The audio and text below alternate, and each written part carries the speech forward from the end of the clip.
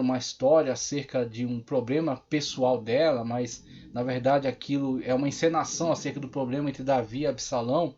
E aí Davi entende, né, qual era a mensagem que Jobe estava passando com aquela encenação e recebe Absalão, recebe, né, na sua corte e tal, a aliança está refeita, mas Absalão percebe que ele não tem acesso, ele não tem perspectiva, né, de chegar ao trono. Então ele vai alimentando uma revolta contra o rei. Ele fica à porta do palácio recebendo aqueles que querem ter audiência com o rei. Ele recebe, trata muito bem essas pessoas, faz promessas, faz toda aquela demagogia, né?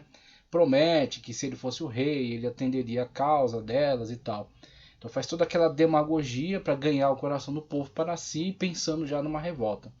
Então quando ele arma tudo para uma revolta, expulsa Davi de Jerusalém, ele acredita ter o apoio de todo o povo, mas na verdade a situação vai acabar com a sua morte, né? Então ele é morto, ele é perseguido, é morto e Davi é restituído ao trono. Mas só para a gente ter uma ideia, né, da complexidade que foi a casa real, a corte de Davi, mesmo Davi sendo um homem segundo o coração de Deus, mesmo Davi sendo um grande guerreiro, um grande estrategista, mas a sua situação interna da sua casa era um caos. E muito disso em cumprimento à profecia que Deus já havia dito, que a espada não se apartará da sua casa. Muito em função de seus crimes, né? Ele também teve erros graves, mesmo tendo se arrependido profundamente de seus erros.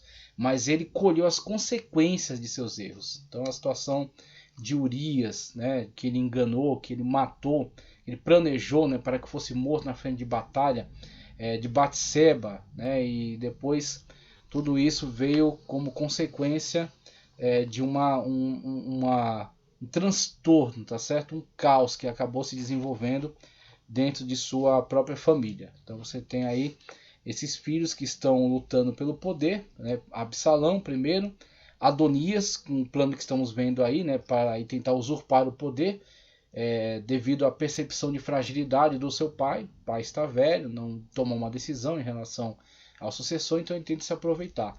Então, tanto ele quanto aqueles que juntamente com ele tentaram impor isso, se aproveitar, usurpar o poder, todos eles caem em descrédito quando Davi ordena que Salomão seja colocado no trono, tá certo? Então, corte de Davi, questão da sucessão ao trono, que ele está discutindo aqui na página 26. Página 26. Ele está discutindo a questão da sucessão ao trono. Seguindo aqui, ele fala sobre Absalão, a rebeldia de Absalão, que eu resumi, tá? Na página 29 ele fala de Seba, só para dar uma lida aqui, para refrescar a memória. Parece que Seba, o chefe da rebelião, era parente de Saul, ou pelo menos partidário da casa de Saul, porque ele era da tribo de Benjamim, da qual pertencia Saul. O que ele queria era separar Israel de Judá, e quase conseguiu, porque os homens de Israel lhe seguiram, aparentemente num efeito de massificação. Então meio que essa divisão era sempre presente na cabeça deles, eles não deviam estar muito satisfeitos com a situação era instável e o rei estava velho e não havia um sucessor definido. Então Seba levantou-se com essa bandeira, né? Um benjaminita, representando a antiga dinastia de Saul, retomar o poder. E aí meio que alguns efeitos de manada seguiram, né? Então você tem essa situação que poderia se desenrolar e se tornar de fato uma grande guerra entre o norte e o sul. Davi mandou a Massa, né, que eu mencionei, a Massa convocar imediatamente os contingentes de Judá. Mas na medida em que a Massa estava levando muito tempo do que se esperava, Davi despachou suas tropas pessoais, né, seus soldados de elite. Quando a Massa apareceu com os contingentes, Joabe atravessou com a sua espada e retomou o comando. A situação em que Joabe estava em descrédito já e Amassa estava como comandante. E aí, inclusive, essa subida de Amassa ao poder já havia sido uma negociata aí com as tribos do norte, né? Que havia Amassa era integrante dentre esses que pertenciam ao exército que era da casa de Saul, né? Então, meio que como uma negociata, Amassa vem, se integra ao exército de Davi e fica na liderança. Abner não gostou dessa situação e ele fica buscando oportunidades para eliminar esse seu opositor, esse que estava com a liderança sobre ele. Então ele, quando encontra a primeira oportunidade, ele vai e o atravessa, né? Entendendo que era meio que uma brecha, como Davi requereu uma resposta rápida à sedição de Seba, e ele tenta reunir os homens, mas demora nessa ação. Joabe entende que essa foi uma brecha para ele eliminar, né, este opositor. Só que isso fica na sua conta. Davi vai acumulando, né, esse desgosto para com Joabe, até que ele não pode ele mesmo dar um fim nessa situação, devido à sua fragilidade. Ele passa para Salomão, e Salomão então vai conseguir eliminar, né, vai conseguir de fato neutralizar esse risco que Joabe passou a representar. Mesmo Joabe tendo sido muito importante para Israel durante muitas batalhas, mas devido à sua sede de poder, ele começa a se tornar um risco, né? Começa a se tornar um perigo. Então você tem essa situação de Seba, tá? Os últimos anos de Davi concluiu suas conquistas ainda no vigor da idade. Seu reinado continuou até ele atingir uma idade bastante avançada. Mas infelizmente seus últimos dias foram bastante perturbadores, marcados por incessantes intrigas nos arraiais da família. Nos últimos dias Davi contemplava taciturnamente o cumprimento da profecia de Natã, pois sua casa se digladiava na discussão da sucessão, aquilo que a gente já mencionou, né? A profecia que não caiu por terra, que de fato Davi veria que a espada não se apartaria da sua casa. A conspiração de Adonias, ele era o quarto filho, tá? E ele conseguiu como aliados, tá? Os aliados de Adonias na conspiração também não ficaram sem a devida retribuição. Joabe, o general do exército de Davi, foi executado por Benaia, o qual ocupou seu lugar. Abiatar, o sumo sacerdote, foi desertado. Com isso cumpriu-se a profecia que prescrevia o fim da casa de Eli. Abiatar, que era a linha sucessória, né, de Eli. Eli, que Deus já havia falado para ele acerca da queda da sua casa devido à irresponsabilidade de seus filhos no trato das questões sacerdotais e da cumplicidade de Eli para com eles, né? Então seus filhos foram mortos na batalha contra os filisteus. Ainda ficou Abiatar, que dava sequência à casa de Eli. Quando então ele se envolve nessa tentativa, né, de Adonias tomar o poder, e isso é o final de seu ministério, né? Quando ele é substituído por Zadok. Zadok substituirá ele como líder sacerdotal da nação. De fato, um fato interessante ocorreu com Simei, amigo da casa de Saul. Ele estava do lado de Salomão, talvez por conveniência, mas antes de morrer, Davi orientou Salomão a tomar cuidado com ele.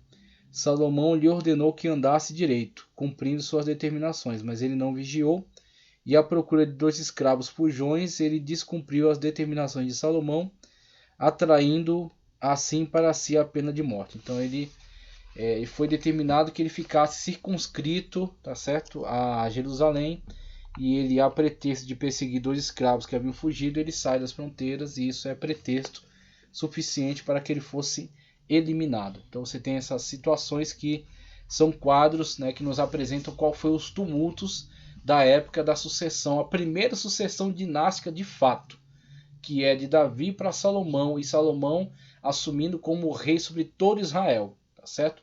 Posteriormente a isso terão sucessões tanto para o reino do sul, que serão sucessões dinásticas, e para o reino do norte serão trocas de dinastias. Então o rei chega ao poder, no máximo consegue pôr seu filho, e aí seu filho morrendo, uma outra dinastia já vem, faz a chacina, elimina toda a casa real e assume o poder. Então eu acredito que a maior dinastia que se estabelece é a de Onre. Onre passa para Acabe, e Acabe ainda consegue alguns sucessores, até que Jeú vai eliminar toda a casa, né, de Onre. Mas você tem essas mudanças dinásticas no Reino do Norte, enquanto no Sul é a mesma dinastia que vai seguindo até o final de sua história no cativeiro babilônico, tá ok? Então, somente para continuar aqui com essas informações que temos em tela,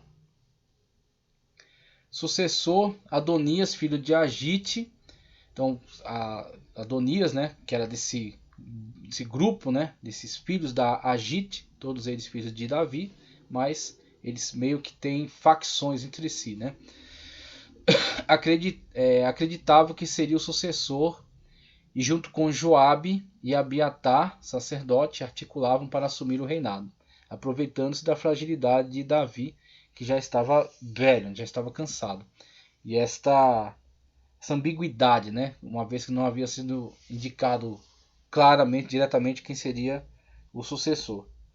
E aí você tem a situação de Natã, o profeta Natã, e Batseba.